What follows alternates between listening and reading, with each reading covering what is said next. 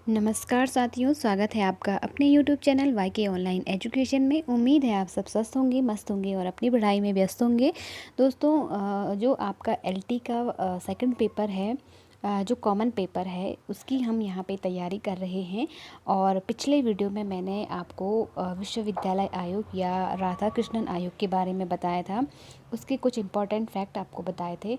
उम्मीद है आप लोगों ने वीडियो ज़रूर देखा होगा और आपके कमेंट मैंने देखे थे। उसमें कई लोग मुझे कह रहे थे कि मैम आप अपने जो ये पीडीएफ हैं, हैंड राइटेड जो नोट्स हैं, उन्हें हमें पीडीएफ में दे दीजिए या फिर हमें भेज दीजिए।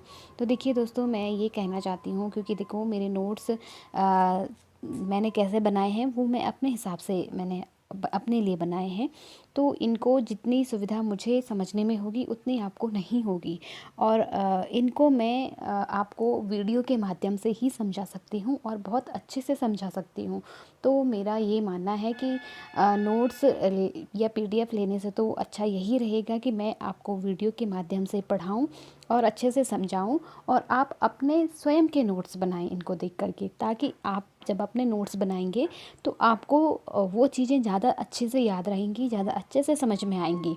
और कई बार हम क्या करते हैं, जब नोट्स बनाते हैं तो कुछ चीज़ें हल्के में या रफ़ राइटिंग में लिख देते हैं, या मतलब इस तरह से लिखते हैं कि ज़रूरी नहीं है कि वो दूसरे को भी समझ में आए, है ना। तो उम्मीद है आप समझ पा रहे होंगे। तो मैं ये कहना चाह रही हूँ कि जो मेरे नोट्स हैं मैं उनको आपको वीडियो के माध्यम से ही समझाऊँगी और अच्छे से समझाऊँगी, ताकि आपको वो कन्फ्यूजन ना हो और आपके डाउट क्लियर हो जाए। तो आप अपने कॉपी पेन ले लीजिए और वीडियोस को देख करके आप नोट डाउन करते रहिए क्वेश्चन। और मैंने सारी इंपॉर्टेंट चीज़ें, क्योंकि मैं नोट्स बहुत सेलेक्टिव चीज़ें अपने नोट्स में रखती हूँ। सेलेक्टिव मतलब जो इम्पोर्टेंट चीज़ें होती हैं, जो आपके परीक्षा की दृष्टि से इम्पोर्टेंट होती हैं। तो चलिए शुरू करते हैं आज का वीडियो। मृदालीय आयोग को लेकर के हम आज पढ़ेंगे, माध्यमिक शिक्षा आयोग के नाम से जिसे जानते हैं। और यदि आप एलटी हिंदी की तैयारी कर रहे हैं तो आप मुझसे जुड़ सकते हैं। मैं यहाँ पर मैंने बहुत सारे वीडियोस आपको आपके सिलेबस के अकॉर्डिंग बनाकर दिए हैं, जिसमें प्रयोजन मूलक हिंदी हो गया और उत्तराखंड साहित्य हो गया। ये सब हम पढ़ रहे हैं, तो आप लोग जुड़ सकते हैं और प्लेलिस्ट में जाकर के वीडियो देख सकते हैं। तो चलिए शुरू करते हैं। मुदालियर आयोग, तो सबसे पहले इसका गठन की अगर हम बात करें तो 23 सितंबर 1952 को इसका गठन हुआ था। सबसे पहले तो आप ये डेट याद रख लीजिए, 23 सितंबर 1952, ठीक है। इसके जो अध्यक्ष थे उनका नाम था डॉक्टर लक्ष्मण स्वामी मुदालियर, क्योंकि ये अध्यक्ष थे तो इन्हीं के नाम से इस आयोग का नाम मुदालियर आयोग पड़ा था, ठीक है। और जो कि मद्रास विश्वविद्यालय, उस समय का जो मद्रास विश्वविद्यालय था उसके उप कुलपति ये थे, ठीक है। इनको इस आयोग का अध्यक्ष बनाया गया था। और प्रतिवेदन की बात करें तो इन्होंने जो है अपना प्रतिवेदन 29 अगस्त 1953 को प्रस्तुत किया था, ठीक है। जिसमें क्या थे, 15 अध्याय थे, 244 पृष्ठ थे, ठीक है। ये चीज़ें आप नोट डाउन भी करते रहें और याद रखिएगा, क्योंकि कोई सा भी क्वेश्चन आपसे पूछ लिया जा सकता है ना। चलिए, इसके बाद उद्देश्यों की अगर हम बात करें तो इसका जो सबसे मुख्य उद्देश्य था, जैसे कि नाम से ही स्पष्ट है, माध्यमिक शिक्षा, इसका मुख्य उद्देश्य था माध्यमिक शिक्षा पर फोकस करना। तो भारत की तात्कालिक माध्यमिक शिक्षा की स्थिति का अध्ययन करके उस पर प्रकाश डालना, यानी कि उसके विकास के लिए ठोस नीतियाँ बनाना। देखो, मैंने कल भी आपको यानी कि जो विश्वविद्यालय आयोग था उसके वीडियो में भी मैंने आपको बताया था कि क्योंकि भारत ये आयोग इसलिए गठित हो रहे थे क्योंकि भारत की स्वतंत्रता हो चुकी थी, यानी कि भारत आज़ाद हो चुका था 1947 में।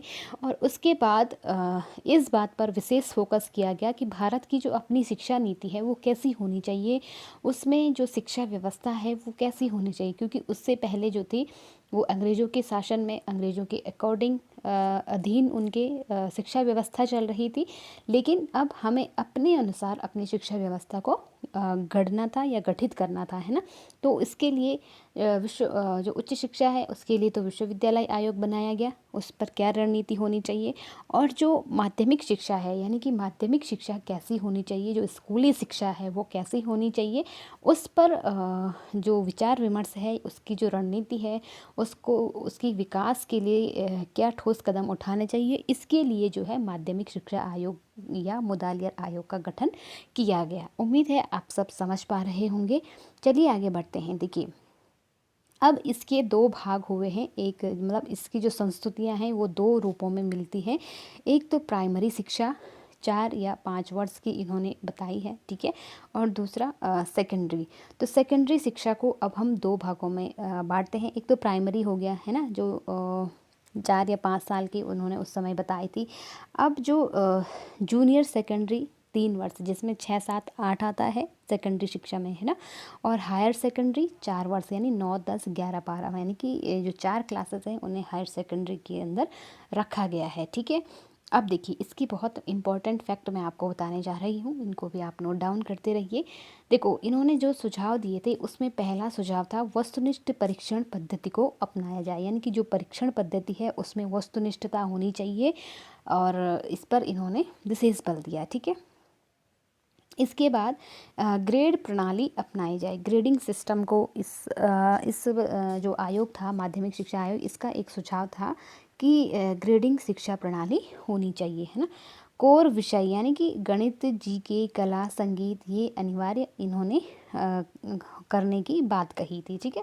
ग्रामीण विद्यालय में कृषि शिक्षा दी जाए। अब क्योंकि भारत एक कृषि प्रधान देश है और गांव, क्योंकि पूरा भारत जो है आधा से ज़्यादा गांव में बसता है, तो गांव के जो लोग थे कृषि पर उनका मतलब जो जीवन यापन होता है वो कृषि पर ही आधारित होता है। तो इसलिए उनका ये मानना था, माध्यमिक शिक्षा आयोग का एक सुझाव ये भी था कि जो ग्रामीण विद्यालय हैं उनमें कृषि की शिक्षा भी दी जानी चाहिए, है ना। फिर है बालिकाओं को गृह विज्ञान की शिक्षा दी जाए, और उस समय जो फोकस था कि जो बालिकाएं हैं उन्हें घर की जो गृह विज्ञान है उस पर उन्हें शिक्षा दी जानी चाहिए, है ना। 200 कार्य दिवस, अब जो 1 साल है उसमें जो शिक्षा के जो कार्य दिवस होने चाहिए, यानी कि स्कूल के जो डे होने चाहिए, वर्किंग डे, वो 200 इन्होंने बताया था, करने का सुझाव दिया था, ठीक है। चलिए आगे बढ़ते हैं। इसमें देखिए फिर है माध्यमिक शिक्षा का पाठ्यक्रम 7 भागों में इन्होंने डिवाइड किया था, यानी कि जो माध्यमिक शिक्षा का पाठ्यक्रम था उसको इन्होंने 7 भागों में बांटा था, ठीक है। फिर है प्रांतों में तकनीकी शिक्षा बोर्ड की स्थापना की जाए। इनका एक सुझाव था कि जो प्रांत हैं यानी कि जो राज्य हैं, जो प्रांत हैं, उन प्रांतों में तकनीकी शिक्षा बोर्ड की स्थापना की जाए। और एक और बहुत इम्पोर्टेंट इन्होंने सुझाव दिया था कि उच्चतर माध्यमिक स्तर पर बहुउद्देशीय स्कूल खोले जाए। बहुउद्देशीय का मतलब जहाँ पे बहुत सारे मतलब अलग अलग प्रकार की शिक्षा दी जाती है, जहाँ पे हैंडक्राफ्ट हो गया और उद्योग मतलब तकनीकी, इस तरह से मतलब अलग अलग तरह की जो शिक्षाएं हैं, तकनीकी, व्यावसायिक शिक्षा, तो बहुउद्देशीय स्कूल इस तरह से इन्होंने खोलने के सुझाव दिए थे, ठीक है। इसके बाद देखिए स्कूल स्वास्थ्य सेवा भी शुरू करने की, यानी कि जो स्कूली स्तर पर है वहाँ पे जो पढ़ रहे हैं छात्र, उनकी जो स्वास्थ्य परीक्षण की व्यवस्था है वो विद्यालय में ही होनी चाहिए, ऐसा भी इन्होंने एक सुझाव दिया था, ठीक है। तो ये थे माध्यमिक शिक्षा आयोग के कुछ महत्वपूर्ण सुझाव। यहीं से आपसे क्वेश्चन बन सकता है कि जो माध्यमिक शिक्षा आयोग है उसने जो है सेकेंडरी शिक्षा को कितने भागों में बांटा था। तो आप ये ध्यान रखेंगे कि माध्यमिक शिक्षा को इन्होंने 2 भागों में बांटा था, जूनियर सेकेंडरी और हायर सेकेंडरी, ठीक है। जूनियर सेकेंडरी 3 वर्ष का बताया था, 6, 7, 8, और हायर सेकेंडरी 4 वर्ष का बताया था, 9, 10, 11, 12, ठीक है। तो ये आप ध्यान रखेंगे और इसका गठन याद रखेंगे, अध्यक्ष याद रखेंगे, प्रतिवेदन याद रखेंगे, ठीक है। और ये सब इसका जो उद्देश्य था, किस विषय को लेकर के जो आपसे क्वेश्चन बन सकता है कि मुदालियर आयोग किस पर बेस्ड था, किस पर आधारित था। उच्च शिक्षा ऑप्शन में आएगा, माध्यमिक शिक्षा आएगा, प्राइमरी शिक्षा आएगा, तो आपको ध्यान रखना है माध्यमिक शिक्षा के ऊपर मुदालियर आयोग का, क्योंकि दूसरा नाम ही इसका क्या है, माध्यमिक शिक्षा। या ऐसा भी क्वेश्चन बन सकता है कि निम्नलिखित में से किस आयोग को माध्यमिक शिक्षा आयोग के नाम से जानते हैं। तो मुदालियर आयोग, राधाकृष्णन आयोग, और भी कुछ नाम दे देंगे, और आपको ध्यान रखना है क्योंकि हम बेसिक चीज़ें पढ़ना भूल जाते हैं और बहुत डीप घुस जाते हैं, और हमारे क्वेश्चन पेपर में जो है कभी कभार बेसिक चीज़ें ही पूछ ली जाती है, तो इसलिए आपको बेसिक से पढ़ना है। और फिर डीप में घुसना है ना। तो ये था दोस्तों आज का वीडियो। उम्मीद है आपको अच्छा लगा होगा, इन्फॉर्मेटिव लगा होगा। मैंने कोशिश की है कि सारी चीज़ें इसमें इंक्लूड हो जाए, इंपॉर्टेंट चीज़ें। फिर भी अगर कुछ छूट गया होगा इस टॉपिक से तो मैं अगले वीडियो में आपसे ज़रूर डिस्कस करूँगी। और आज के लिए इतना ही करते हैं। यदि आप हिंदी से एलटी की तैयारी कर रहे हैं तो आप मुझसे जुड़ सकते हो। मेरे चैनल पर हिंदी को लेकर के, हिंदी साहित्य से संबंधित बहुत सारे वीडियोस आपको मिल जाएंगे। उत्तराखंड साहित्य लगभग हमारा पूरा हो चुका है और जो भी साहित्यकार हमारे रह गए होंगे उन पर मेरी रिसर्च बराबर जारी है। जैसे ही मुझे डेटा मिल जाता है तो मैं वो आपसे ज़रूर शेयर करूँगी। तो दोस्तों आज का वीडियो यहीं पे समाप्त करते हैं। उम्मीद है आपको पसंद आया होगा। पसंद आया तो एक लाइक ज़रूर कीजिएगा, आपके लाइक से भी हमें मोटिवेशन मिलता है। शेयर करते रहें, सब्सक्राइब करते रहें। मिलते हैं अगले सेशन में, तब तक के लिए नमस्कार।